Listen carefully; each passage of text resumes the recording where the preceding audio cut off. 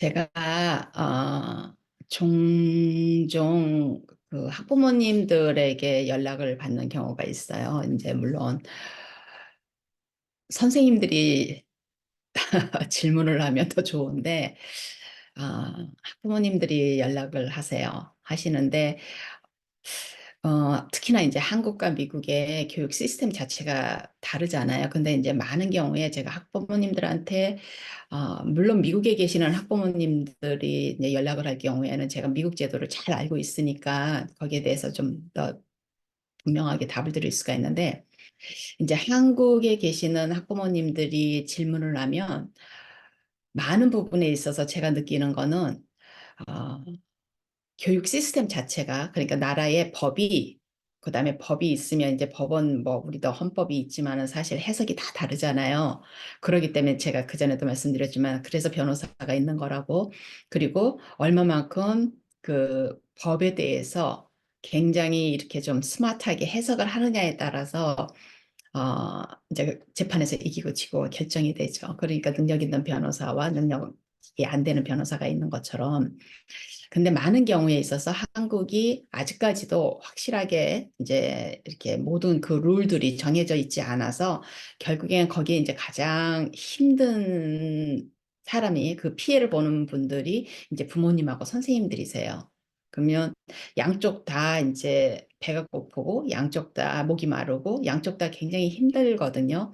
근데 이제 선생님과 부모 사이에서 누가 더 마이너리티냐, 누가 더 약자라고 표현을 하면 아무래도 아이를 맡기고 있는 부모님이 아쉬울 수밖에 없어요. 이게 약자 강자의 문제는 아니고 누가 더 아쉽냐, 배가 고프냐 이 말은 부모님들 입장에서는 특히나 이제 아이가 장애가 있으면 아이 자신이 자기를 셀프 애드버켓이라 그러거든요. 애드버켓. 자기 자신에 대해서 자기가 애드버켓을 못하니까 이제 부모님이 그걸 나서서 이제 해줘야 되는 거예요. 아이가 선생님한테 예를 들면은 선생님이 좀 부당하게 자기를 대한다.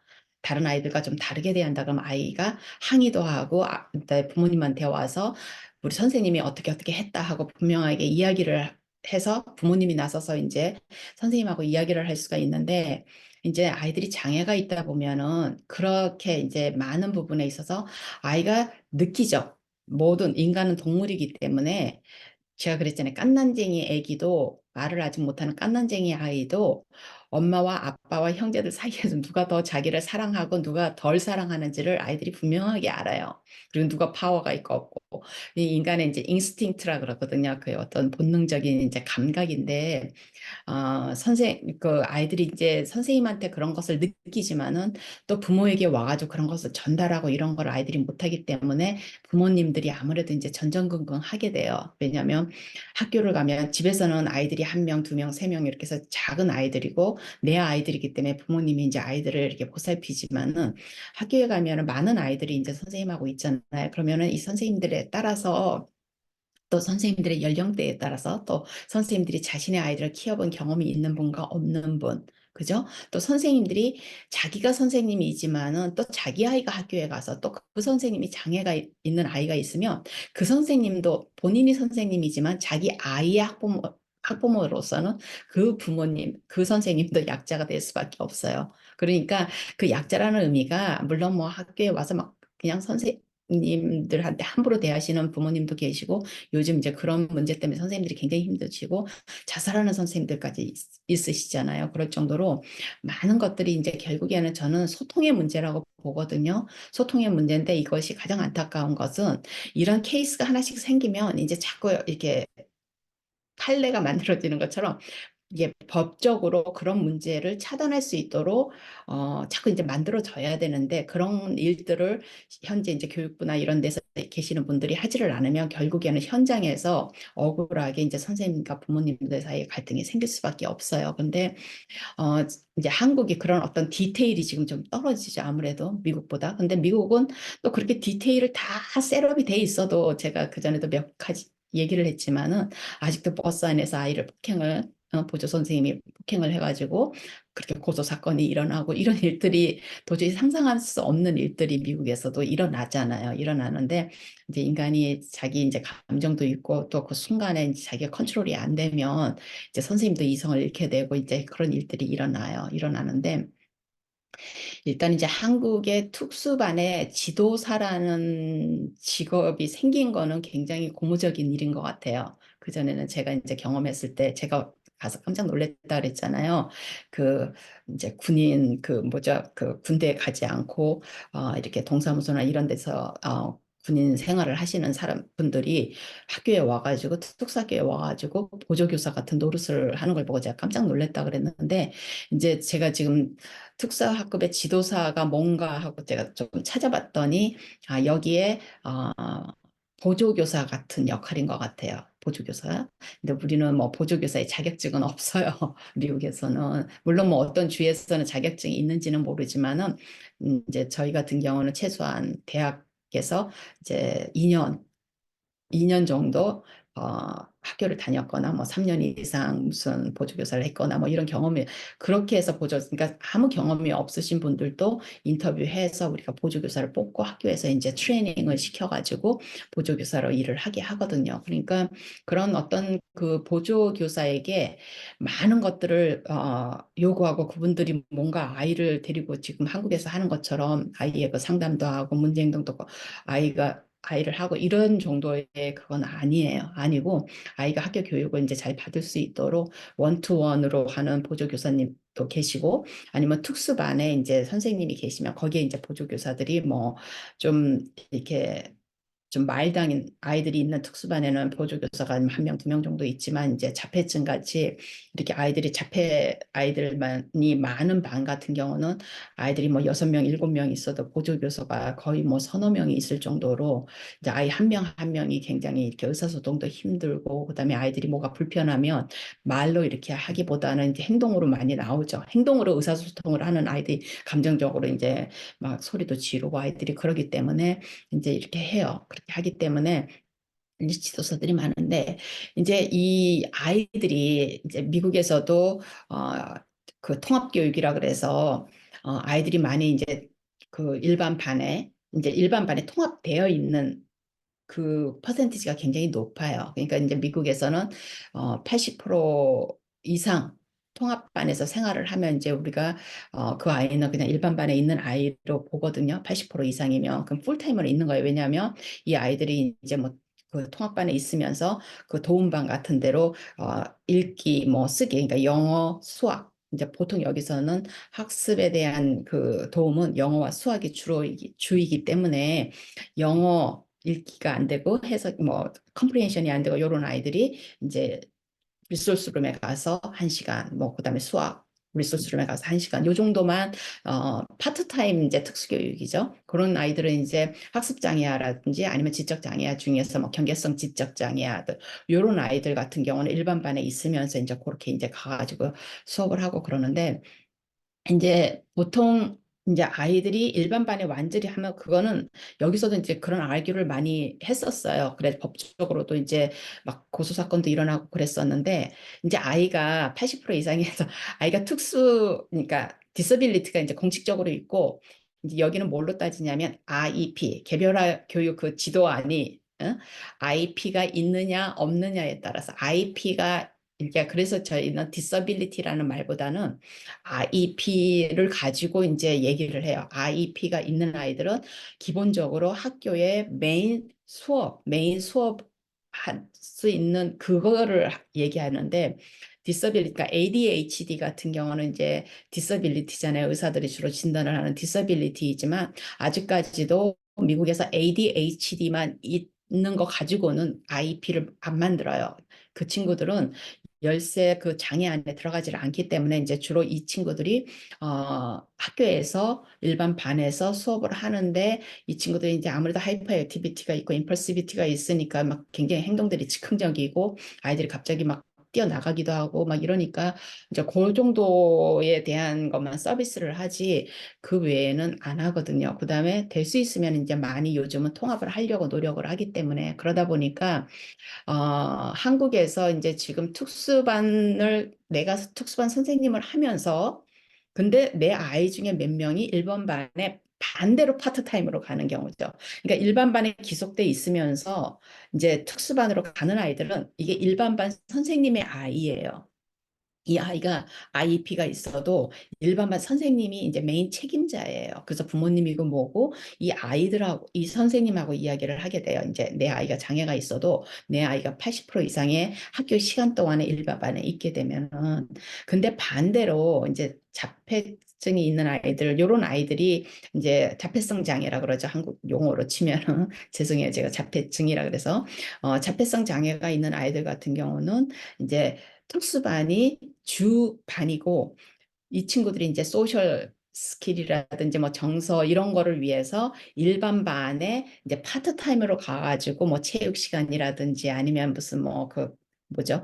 그 미술 시간, 뭐 음악 시간 이런 식으로 해가지고 조금 비교과목 과목의 아이들이 이제 가서 좀 하고 오기도 하고 또 이제 자폐성 장애가 있는 아이들 중에서도 또 이제 왜 그 하이 펑셔닝이 있는 친구들 같은 경우는 뭐 읽기 쓰기 이런 것이 다 되잖아요. 그러니까 이런 친구들 같은 경우는 이제 일반 반에서 주로 있고 이렇게 되는데 저희는 선생님들이 이제 반이 종류가 특수교육 시스템 자체가 한국도 지금 그렇게 돼 있을 거예요. 근데 이제 저는 이제 교사들을 트레이닝하는 사람이기 때문에 그 학교에서 어떻게 이 특수 아동 교육을 특수 교육을 어떻게 운영하는 거에 따라서 우리가 교사들도 그렇게 이제 훈련을 시키잖아요. 그러는데 일단은 이제 일반 반에 통합이 되어서 아까 말씀드린 대로 80% 이상의 통합이 되어서 이렇게 하는 친구들, 그런 친구들을 위해서는 우리가 티처 컨설턴트라는 직업이 따로 있어요.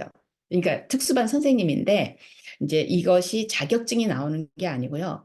자, 일반 반에 통합되어 있는 아이들, 그러니까 이 티처 컨설턴트는 뭐예요? 컨설팅을 한다 그러잖아요. 이제 컨설팅 우리 많이 이야기하잖아요. 컨설팅 회사도 있고 그야말로 자문을 해주는 게 이제 컨설팅이잖아요.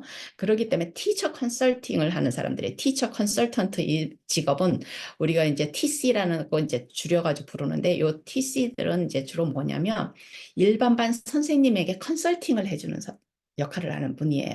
이게 이제 그러니까 특수반 선생님들이 이 티처 TC 포지션이 있고 그다음에 이제 파트타임 리소스룸이라 그래서 일반 반에서 영어와 수학을 위해서 오는 그 파트타임. 그러니까 이 선생님들은 어때요? 매 시간 아이들이 바뀌죠.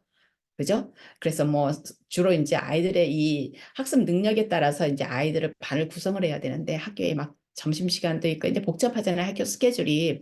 그러다 보니까 이 선생님들이 아이들을 학년으로 받을 수밖에 없어요. 그러면 이 학년은 똑같은 5학년 아이여도 1학년 읽기 능력밖에 안 되는 아이가 있고 3학년 읽기 능력이 되는 아이가 있고 5학년 읽기 능력이 되는 아이들이 있잖아요. 그러니까 이러다 보니까 이제 좀 힘들죠. 그래서 사실 여기에 대해서도 제가 이제 많은 부분을 그러니까 좀 이 문제점에 대해서 이 리소스룸을 어떻게 운영할 것인가, 이 파트타임, 이 특수반을, 그 다음에 이제 풀타임 특수반이 있죠. 그 이제 셀프 컨테인드 클래스룸이라 그래서 이제 요게 학교에 있는 반들이에요. 그래서 이제 일반 반에서 그냥 홀데이 아이가 IEP를 가지고 있지만 일반 반에서 홀데이 있는데 요 일반 반 선생님들이 IEP 교육을 시키기는 힘들어요.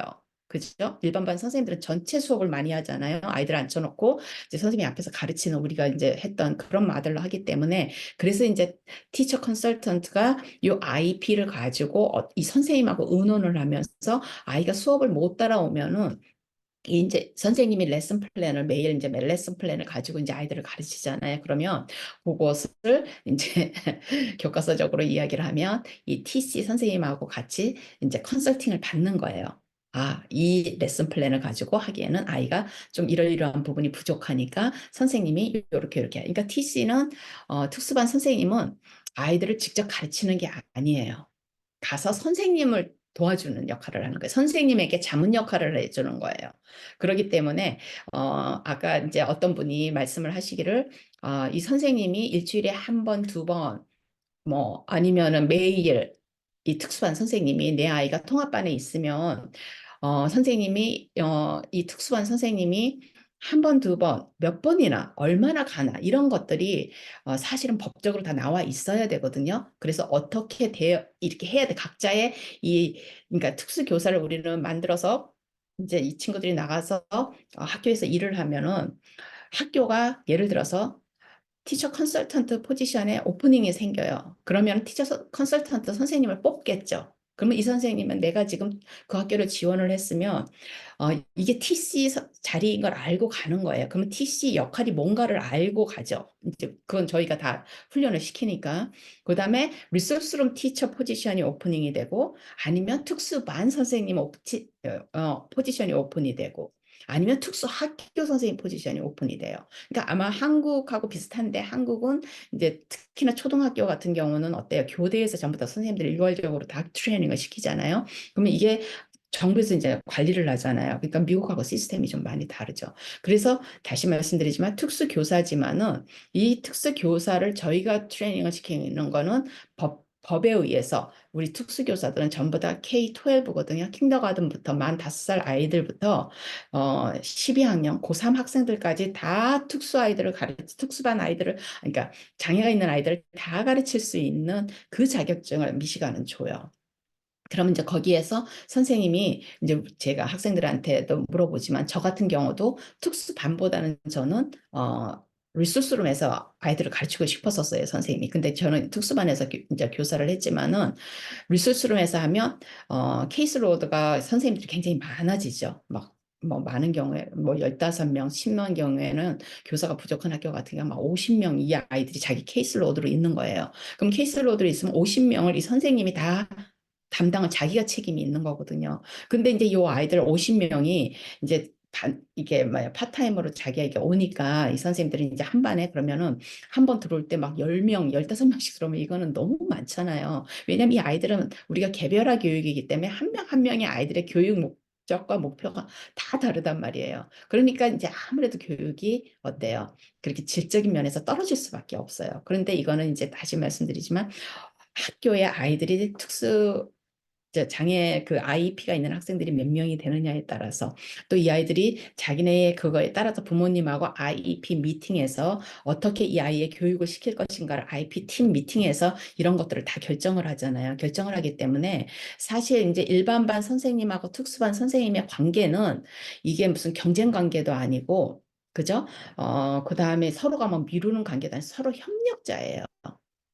아이가 이제 일반반을 가게 되면 이게 협력자고 그리고 미국에서는 IEP 미팅에 반드시 일반반 선생님이 아이를 가르치는 일반반 선생님이 반드시 IEP 미팅에 들어오게 돼 있거든요. 들어와서 이제 거기에 인풋을 주게 돼 있고 선생님이 이 아이가 가지고 있는 교육 목표와 이런 목적들을 다 이해해야 돼요. 이해해가고 이 선생님도 이 아이가 어떤 교육을 해야 되는지를 다 알아야 되고 그렇기 때문에 이 선생님과 이 특수반 선생님과 일반반 선생님은 당연히 서로가 이제 협조를 해서 아이 교육에 대해서 같이 매일 의논을 하고 매일까지는 힘들더라도 자주 의논을 하고 IP 미팅에서도 자주 그 모든 것들을 같이 쉐어를 하고 미팅은 뭐 1년에 한 번이니까 그렇지만은 이제 그런데 한국에서 이 포지션을 따로 특수반 선생님의 포지션을 아마 만들어야 될 거예요. 그래서 이 선생님이 TC라 여기서처럼 그 일반 교사에게 자문 역할을 해주는 그 포지션을 다시 만들어서 아이가 일반 반에 들어가 있어 듣는 모든 그 교육의 내용은 일반 반 선생님의 책임이에요.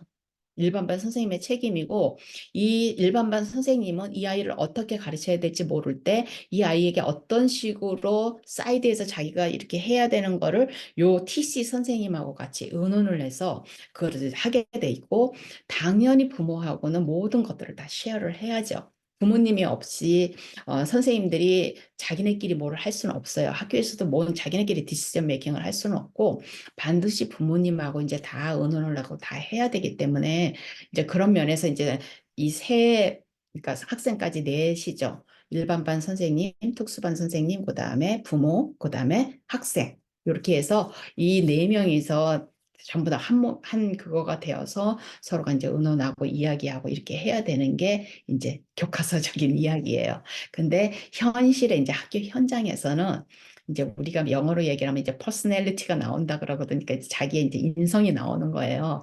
그래서 이제 성격이 굉장히 부드러우신 분도 계시고 굉장히 이렇게 카리스마가 있는 분들도 계시고 또 나름대로 또 자존심이 굉장히 강한 사람도 있고 또 굉장히 셀프 컨셔스하다 그래가지고 자기 좀 이렇게 자신감이 없고 이렇게 좀 약간 그런 분들도 계시고 이런 거는 제가 그전에도 이제 선생님에 대한 이야기를 했지만 부모님도 다 마찬가지잖아요. 부모님도 머릿속에 이제 지식도 있지만 지식이 있는 거와 그다음에 내가 얼마나 지혜가 있는 거하고는 또 다르거든요. 다르고 그다음에 또 부모님이 이 소셜 스킬이 있는가? 그 이제 우리가 인터퍼스널 스킬이라고 그러거든요.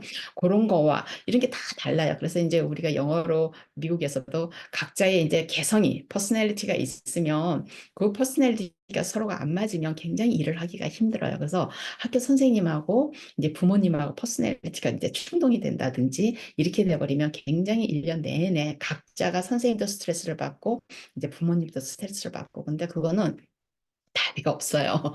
왜냐하면 이게 서로가 이제 우리가 퍼스널리티는 다 있더라도 서로가 이제 좀 지혜가 있으면 이런 것들을 같이 이제 상부상조하면서 이제 서로의 삶에 왜냐하면 컨플릭트가 있으면 서로가 괴롭잖아요. 선생님은 선생님대로 하루가 너무 힘들고 부모님은 부모님대로 너무 힘든데 이제 그렇게 지혜롭지를 못하면 이제 지혜롭지 못한 방법으로 이제 막 서로가 싸우게 되고 그러다 보면 이제 서로 괴롭고 거기에서 이제 아이들이 희생이 되고 이제 이런 경우가 많이 일어나고 이제 많은 경우에 지금 한국에서 아이들이 이제 제가 그전에도 얘기를 했지만은 요즘의 아이들은 이제 컨템포러리 아이들이잖아요. 마던 아이들이에요. 그다음에 선생님도 마던 선생님들이에요. 현대 응? 이 다이나믹한 이 현대 선생님들 그 제가 그전에도 얘기를 했지만 이 선생님들이 어때요? 왕자와 공주로 자란 선생님이 있어. 엄친아 엄친딸의 로 자란 친구들이 선생님이 될 수가 있잖아요. 그 다음에 부모님도 또 그럴 수 있어요. 그죠? 요즘 젊은 부모님들도, 가족이 형제가 많은 곳에서 서로 경쟁해 가면서 막 이렇게 해서 그러면서도 이제 문제 해결을 하는데 서로가 그냥 막 다투다가 이제 결국에는 그렇게 하면서 서로 배우는 건데 배워서 사회에 나가서 사회생활을 하면서 자기가 잘할 때 배웠던 그거를 가지고 이제 인간관계와 문제가 생겼을 때 그걸 지혜롭게 이렇게 풀어나갈 수 있는 능력이 되는데 요즘에 이제 아이들, 선생님들, 부모님들이 이제 그런 것들이 점점 이제 약해질 수밖에 없어요. 약해질 수밖에 없고 제가 말씀드린 그 엄친아, 엄친딸, 그다음에 다른 사람 이제 왕자와 공주로 자란 내 아이밖에 없는 그 이제 부모님들이 아이들밖에 없으면 어떻게 돼요? 이 세상에 내 아이밖에 없으면은 이제 부모님들이 밖에 나가서 하는 행동이 어때요? 선생님들을 다치게 하고 그러면서 또 자기 아이를 다치게 하고 이게 많은 컨플릭트가 일어나잖아요. 그럼 또 선생님들 중에서도 또 이제 지나치게 경계를 가지고 부모님들을 대하다 보면은 이제 요즘에 그런 컨플릭트가 많으니까 그러다 보면 이제 선생님들하고도 의사소통이 하기가 힘들어지고 또 이렇게 자랐기 때문에 선생님들이 사실은 한국에서 제가 생각하는데 미국 선생님들도 마찬가지고 저는 이제 클래스룸 비헤이비어 매니지먼트라는 과목을 제가 이제 이 선생님이 되고자 하는 친구들을 제가 트레이닝을 하는 사람이니까 가르치는 교수의 입장에서 봤을 때 참 그 부분이 제일 커요, 사실은. 왜냐하면 항상 얘기를 하지만 아무리 선생님이 잘 가르치는 학과목을 잘 가르치는 능력이 있어도 이 선생님이 사람을 다룰 줄을 모르고 반의 전체 아이들 그 모여 있는 그 아이 한 명 한 명 그 꼬물락거리는 그 아이들을 잘 지혜롭게 잘 이끌어갈 수 있는 그런 리더십이 없으면은 굉장히 힘들어요. 힘들기 때문에 거기서 이제 아이들이 이제 나오고 그러면 이제 능력이 없는 선생님들은 어떻게 돼요? 자꾸 부모님한테 전화를 해요. 자꾸 부모님한테 전화를 해서 막 자꾸 이야기를 해요. 근데 많은 경우에 이제 그러는 경우가 선생님들이 이제 아마 두 가지 이유예요.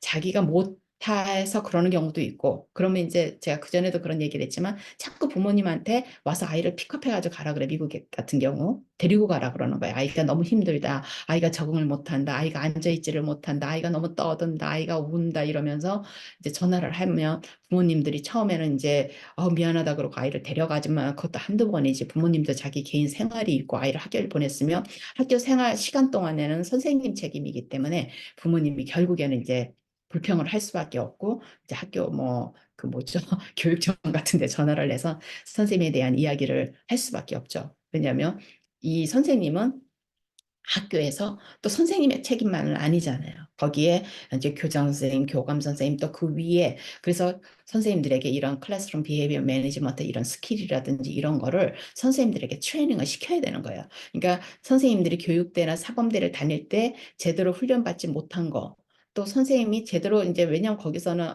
많은 경우에 특히나 이제 한국 같은 경우는 더 심하잖아요. 지식적으로 그런 걸 배운 거와 실제적으로 이제 그걸 가서 이제 막상 자기가 부딪혔을 때 하는 거하고는 다르잖아요. 우리가 요리 학원을 다니면서 요리를 그렇게 배운다 그래서 집에 와가지고 30분 안에 우닥 해가지고 접시 한 그릇을 음식을 내놓는 거하고는 다른 이야기잖아요. 결국에는 선생님이 교실 안에서 많은 것들을 이제 훈련을 하면서 자기 스스로가 지식으로 배운 것들을 어때요? 현장에서 트레이닝을 하면서 자기가 프랙티스를 하면서 자기가 이제 배워야 되는데 그런 것들이 안 되게 되면 자꾸 부모님한테 전화를 하죠. 그리고 학교에서 특히나 이제 그렇게 아이들의 문제 행동이라든지 아이들이 힘든 거를 담당해 주거나 그걸 할 수 있는 이제 지금 지도사 같은 그런 역할을 하고 그다음에 거기에 카운셀러들도 있잖아요. 카운셀링 하는 것도 제가 보니까 한국은 오히려 그런 자격증이 굉장히 많더라고요. 그런 것들이 다 구비가 돼서 이제 그런 아이들을 잘 학교에서 이제 보조로 이렇게 사이드에서 이렇게 도와주면 선생님들이 이제 아이들을 데리고 수업을 할 수가 있는데 그런 것들이 이제 모든 학교가 다 잘 갖춰져 있지 않은 경우도 있잖아요. 그런 경우에는 이제 선생님들이 힘들 수밖에 없어요. 그래서 부모님들이 이제 어떻게 하면 그러면 되냐, 선생님이 자꾸 이제 나한테 전화를 해서 내가 어떻게 해야 될지도 모르겠고, 내가 그렇다고 가가지고 하루 종일 아이하고 있을 수도 없고, 또 아이하고 내가 그러면은 내가 가서, 보조 역할을 하겠다. 내가 아이를 도와주겠다. 이러면서 했을 때 사실 자기네 교실을 개방하는 선생님들은 자기가 학교에서 수업을 하고 하는 거에 자신감이 있는 선생님들은 이제 부모님을 인바이트해서 좀 해주세요. 저도 이제 그랬다 그랬잖아요.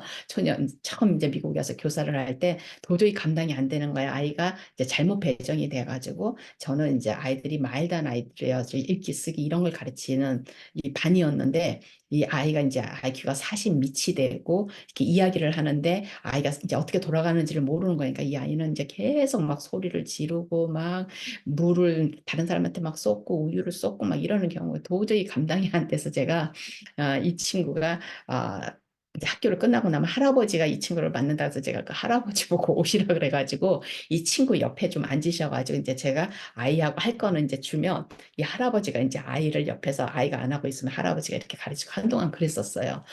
그런 것처럼 선생님이 자기가 충실하게 자기가 이제 아이들을 가르치고 자기가 가르치는 거에 자신감이 있고 이렇게 하면 부모님을 저 같으면 부모님을 오시라 그래서 이제 부모님이 옆에서 보조교사 노릇을 하는 거예요. 그러면 이 부모님이 이제 자기 아이만 보는 게 아니라 왜냐면 학교에서 그렇게 자기에게 인업하게 이제 그 뭐라 그러죠? 사람을 주지 않으면 이제 뭐 지도사라든지 이런 분들을 안 주면 그렇게 도와주면 너무너무 좋죠. 그러면 부모님도 이제 학교에 가서 아이 생활을 볼 수 있고 이러니까 그렇게 하는데 아마도 선생님들 중에서 그렇게 부모님을 인바이트 하는 선생님들이 쉽지가 않을 거예요. 특히나 요즘 같은 경우에는 부모님하고 이제 선생님들 사이에 이 텐션이 굉장히 지금 세잖아요, 한국이.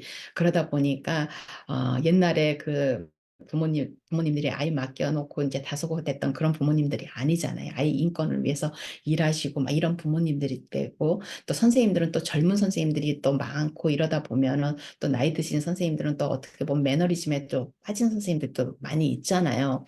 그러니까 제가 이제 말씀드리잖아요. 선생님들이 자기가 초년 시절에 그 자기 열정, 패션을 이어갈 수 있는 거는 자기가 아이들을 가르쳤을 때 아이들이 자기가 가르친 아이들이 막 쑥쑥 자라가는 거, 실력이 막 아이들이 그 읽기를 못하던 아이가 막 읽기를 하게 되고, 막 이걸 못하던 아이가 하게 되고, 이런 거 자기의 능력을 보는 거예요, 선생님이. 그래야지 선생님의 그 이제 열정이 계속 유지가 되는데, 이제 뭐, 한 달을 가르치나, 뭐 몇 달을 가르치나, 아이가 1년을 가르치나, 아이에게 아무것도 안 나타나면은, 이제 선생님들이 다 이게 뭐, 아이가 능력이 안 돼서 못 배운다고 생각을 하지, 거기에 대해서 선생님들이 내가 능력이 안 돼가지고 아이를 제대로 못 가르쳤구나, 이런 선생님들은 진짜 가물에 콩나듯이 있기 때문에, 이제 힘들죠. 그러니까 저 같은 경우는 이제 그래서 책을 쓰게 된 거예요. 선생님의 역할.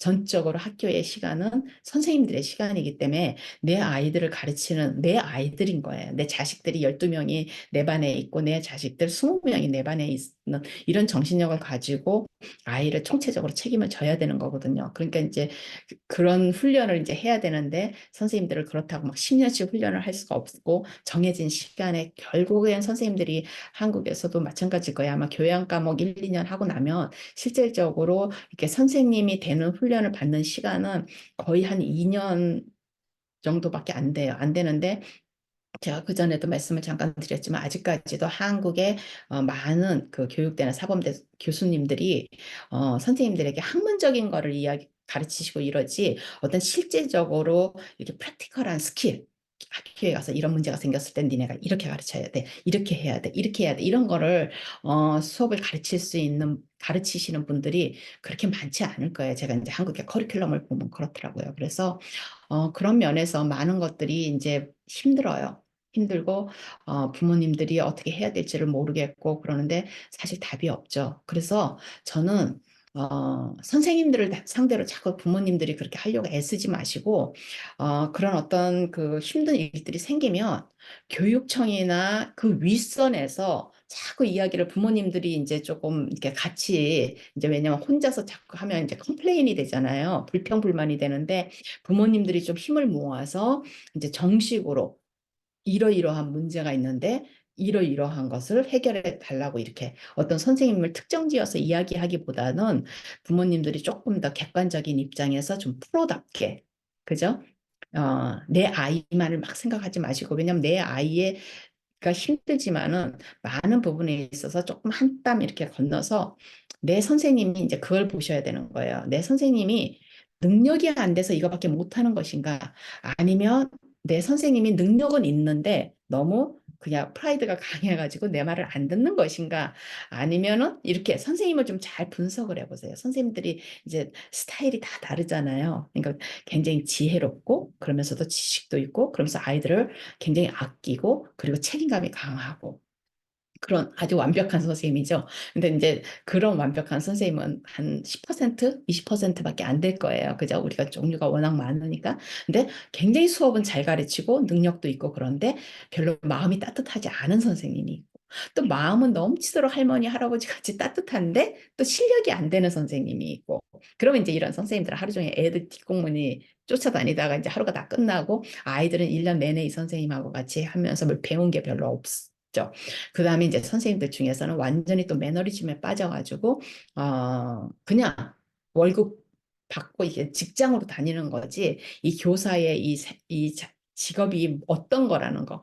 내가 지금 이 나라의 미래를 책임지고 있고, 또 크게는, 그 다음에 작게는 작은 것도 아니지만 한 아이의 인생을 책임지고 있다 생각하면 정말로 이 아이가 굉장히 힘든 아이였는데 나를 만나서 이 아이가 새로 태어나서 굉장히 아이가 삶에 대해서 애착을 갖게 되고 자기 삶을 준비하는 아이가 되고 이렇게 변해간다는 내가 선택한 직업이 얼마나 무서운 직업이고 또 무서운 직업이지만 굉장히 의미가 이 세상의 어느 직장보다도 어느 직업보다도 더 의미 있는 직업이라는 거. 이 교사와 이제 의사가 그렇잖아요. 사람을 살리는 직업이잖아요. 의사는 사람의 생명을 살리는 직업이고 교사들은 사람의 미래를 보장하는 직업이잖아. 내가 아이들을 잘 가르치면 아이들이 이제 미래가 보장되는 굉장히 큰 직업이죠. 그래서 저는 의사는 조금 더 숏텀, 이제 교사들은 롱텀을 바라보고 이제 아이들이 12년, 13년을 학교를 다니면 그중에서 한 명, 두 명의 진실된 선생님만 만나도 아이들이 앞으로의 인생이 바뀌고 아이들이 인생을 바라보는 데 있어서 희망을 갖게 되죠. 요즘같이 특히나 이제 얼마나 아이들이 자잘하는 아이들이 많아요. 그러니까 부모님, 가정에서 이제 가정이 너무 지나치게 아이들만 막 집중해서 포커스가 돼서 막 차일드 센터도 이런 부모님들도 계시지만은 또 너무 방관해서 아이들을 그냥 내놓고 이제 키우는 부모님들도 계시고 또 부모님들이 굉장히 이기적인 부모니까 똑같아요. 선생님들 그 여러 가지 타입이 있는 것처럼 제가 다섯 여섯 가지의 선생님들의 타입을 제가 분석을 해놨는데 부모님도 똑같이 다섯 여섯 가지의 타입의 부모님들이 계세요. 그러면 결국에는 이 아이들은 마이너리티로서 아무 힘이 없잖아요. 그죠? 어른들이 어떻게 하지 않으면 이 아이들은 앞으로 살아나갈 수도 없고 미래도 없고 이런 아이들이기 때문에 그런 무서운 것을 알고 이제 선생님들이 이렇게 하시는 그런 선생님들 이러면은 이제 많이 달라서 제가 하는 제안은 너무 선생님들하고 부모님들 사이에 자꾸 이렇게 컨플릭트를 일으키지 말고 결국에는 이게 전부 다 뭐예요? 교육 행정을 하는 사람들의 책임이에요. 그죠? 작게는 학교에서 교장 선생님, 교감 선생님이고, 그 다음에 크게는 어때요? 그 위에, 그죠? 그 위에 교육청, 뭐 이렇게 해서 쭉 해야 돼. 나중에 이제 제일 큰 데가 교육부까지 이렇게 해서 정부의 그 한 부처까지 올라가게 되잖아요. 그렇기 때문에 거기에 이제 부모님들이 그 교육 그 나라의 그 제도를 상대로 싸워야 되는 거예요. 사실은. 그리고 민원을 넣고 그렇게 해서 이제 법이 자꾸 생기고 룰이 생기는 거죠. 그죠? 법은 있는데 거기에 시행령이 자꾸 생기는 거예요. 그래서 이제 이렇게 통합반에 여기에 특수반 선생님이 이 통합반에 일주일에 한 번 가느냐, 일주일에 두 번 가느냐, 매일 가느냐. 그러면 이제 우리가 TC 선생님이 있다 그랬잖아요. 티처 컨설팅 하는 선생님이 있는데 요 선생님들은 매일 가요. 매일 반을 돌아야 돼요. 매일 반을 돌면서 이렇게 아이들을 보는데 이 선생님들은 미국에 직접 아이들을 가르치진 않아요. 직접 아이들을 가르치는 게 아니고 이 아이들의 선생님은 일반반 선생님인 거예요. 그래서 이 선생님이 아이들을 가르치는 거를 이 선생님이 이제 보고 또 레슨 이렇게 하는 거 선생님이 질문하면 그거에 대해서 아이디어를 주고 그죠? 그 다음에 이제 가르치는 데 있어서 선생님 수업도 당연히 이 선생님은 가가지고 보죠. 그리고 그렇게 뭐 일반반 선생님이 워낙 오픈이 돼 있잖아요. 왜냐면 학생들이 이제 우리 그 교육대 학생들이 계속 실습을 가잖아요. 미국은 한국보다 훨씬 더 교실 문이 오픈돼 있어요. 그래서 오픈돼 있고 부모님들도 와가지고 많이 이제 선생님들을 도와주고 뭐 얘기했잖아요. 공작한데 막 가위로 잘라야 되는 거, 색칠해야 되는 거 뭐 만들어주고 이런 것들을 이제 조금 이제 시간이 있는 엄마들이 가가지고 많이 도와주고 그러거든요. 이제 저학년 아이들은. 저학년, 뭐 고학년은 이제 그렇게 막 공작을 많이 안 하니까 괜찮은데 저학년 같은 경우는 부모님들이 이제 많이 선생님들도 도와주고 그러기 때문에 훨씬 더 일반반 선생님들이 굉장히 더 완전히 이제 오픈을 해놓죠. 오픈을 해놓고 특수반 선생님들도 왔다 갔다 하죠. 뭐 그다음에 보조교사들도 왔다 갔다 하죠. 이런 게 너무 자연스러워요. 그리고 그런 것들에 대해서 뭐 이렇게 컨셔스 해 하지도 않고 물론 이제 가끔 가다 가물에 콩나듯이 이제 그런 선생님들도 있지만은 대부분의 선생님들은 그래요. 그렇기 때문에 특수반에 TC 선생님이 가셔가지고 당연히 아이들 선생님들이 가르치는 수업을 보고 이제 그 아이가 하는 것도 이렇게 마니터를 하죠. 보면서 이제 선생님이 할 때 예를 들어서 전체 하는데 이제 요 아이가 이제 선생님이 별로 신경을 안 쓰고 이렇게 한다 그러면 이제 선생님이 이렇게 제안도 해주고 그러니까 같이 IP 미팅을 같이 하는 동력자로서 이제 제안도 해주고 그렇지만 이제 선생님이 뭘 못한다 이런 걸 막 지적질은 절대로 하지 않죠. 그죠? 왜냐면 그런 지적질을 한다 그래서 선생님이 고치는 것도 아니지만은 이 선생님이 이제 물어보면 이제 거기에 대해서 왜냐면 이분은 특수교육의 전문가고 이 선생님은 아이들의 아카데믹을 가르치는 데 있어서 전문가고 서로가 전문성을 인정해 주기 때문에 이제 그런 것들이 이제 가능해요. 그러니까 그런 방향으로 가도록 부모님이 로비를 할 수밖에 없어요. 교육청을 상대로 로비를 하고 그렇게 해서 이제 시행령이 자꾸 만들어지게 만들고 그런 특수교사의 포지션을 만들고 그죠? 새로운 특수교사의 한 모습만 아니라 한국에서도 특수학교가 있고 그다음에 도움반이 있고 이렇게 있잖아요. 있는 것들을 다른 나라의 유럽에서는 어떻게 하는지, 미국에서는 어떻게 하는지 이렇게 사례들을 이제 조금 이제 뭐 요즘은 인터넷에 워낙 많이 나와 있으니까 그런 것들을 보고 이제 저같이 이렇게 이제 다른 나라에서 있으면서 한국말을 하는 이제 그런 뭐 교수들이라든지 학자들이라든지 이런 분들이 있으면 그런 분들한테 자문도 좀 구하고 이렇게 하면은 조금씩 느리지만은 발전해 나갈 수가 있을 것 같아요. 그래서 사실 한국이 많이 투수교육에 대해서 굉장히 많이 발전이 됐어요.